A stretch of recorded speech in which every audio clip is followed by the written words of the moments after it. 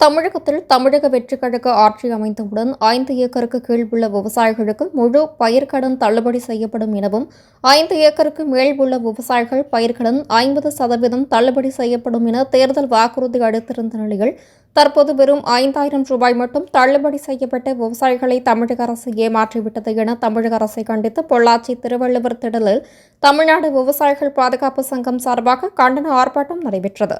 பயிர் கடன் என்ற பெயரில் விவசாயிகளை ஏமாற்றிய தமிழக அரசை கண்டித்தும் தேர்தல் வாக்குறுதி அளித்ததன்படி முழுமையாக விவசாய கடனை தள்ளுபடி செய்ய வேண்டும் என வலியுறுத்தி கோஷங்கள் எழுப்பி ஆர்ப்பாட்டத்தில் ஈடுபட்டனர்.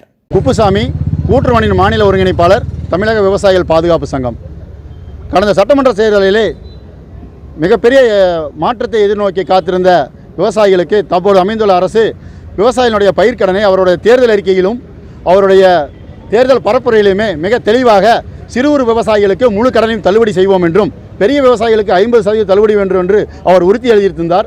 அதை நம்பி காத்திருந்த விவசாயிகள் அவர் தேர்தலில் வெற்றி பெற்று முதலமைச்சர் பதவியிலும் நாட்களிலும் அமர்ந்தார். ஆனால் அதன் பிறகு விவசாயிகளுக்கு மிகப்பெரிய ஒரு ஏமாற்றத்தை உருவாக்கியுள்ள அவருடைய அறிக்கையிலே விவசாயிகளுக்கு 5,000 ரூபாய் என்கின்ற அளவு சொல்லி மிக குறைந்த அளவிலான பயிர்க்கடனை தள்ளுபடி செய்து விவசாயிகளுக்கு மிகப்பெரிய நம்பிக்கை துரோகத்தை ஏற்படுத்தியுள்ளார். அவர் என்ன உறுதியளித்தாரோ அதை செய்யாமல் அங்கு இருக்கக்கூடிய அதிகாரிகளையும் ஊழியர்களையும் வைத்துக்கொண்டு விவசாயிகளை ஏமாற்றும் விதமாக தமிழக முதல்வர் இப்பொழுது ஜோசப் விஜய் அவர்கள் இருந்து விவசாயிகளுக்கு மிகப்பெரிய ஒரு நம்பிக்கை துரோகத்தை ஏற்படுத்தியுள்ளார். இது விவசாயிகள் வாழ்வாதாரத்தை கடுமையாக பாதிக்கும். விவசாயிகளுக்கு குறைந்தபட்ச ஆதார விலையை அரசுகள் எதுவும் செய்யாததாலும் கல்லுக்கான நிரந்தர தடையை 35 ஆண்டு காலமாக தொடர்ந்து அதை நிறைவேற்றவில்லை.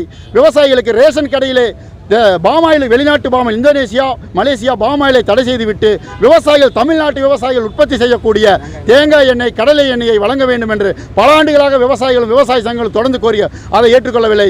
இப்பொழுது வந்த தமிழக முதல்வர் அவர்கள் எந்த விவசாய சங்க பிரதிநிதிகளும் விவசாயிகளும் கலந்து ஆலோசிக்காமல் தேர்தல் அறிக்கையிலும் பரப்புரையிலும் பேசிவிட்டு விவசாயிகளிடையே வாக்கு பெற்றுவிட்டு இப்பொழுது விவசாயிகளுக்கு எதிரான செயலை செய்வது, இந்த செயல் விவசாயிகளுக்கு முற்றிலும் ஏமாற்றத்திலும் இதை தமிழக விவசாயிகள் பாதுகாப்பு சங்கமும் மற்ற விவசாய சங்கங்களும் விவசாயிகளும் இதை ஒருபோதும் ஏற்றுக்கொள்ள மாட்டோம்.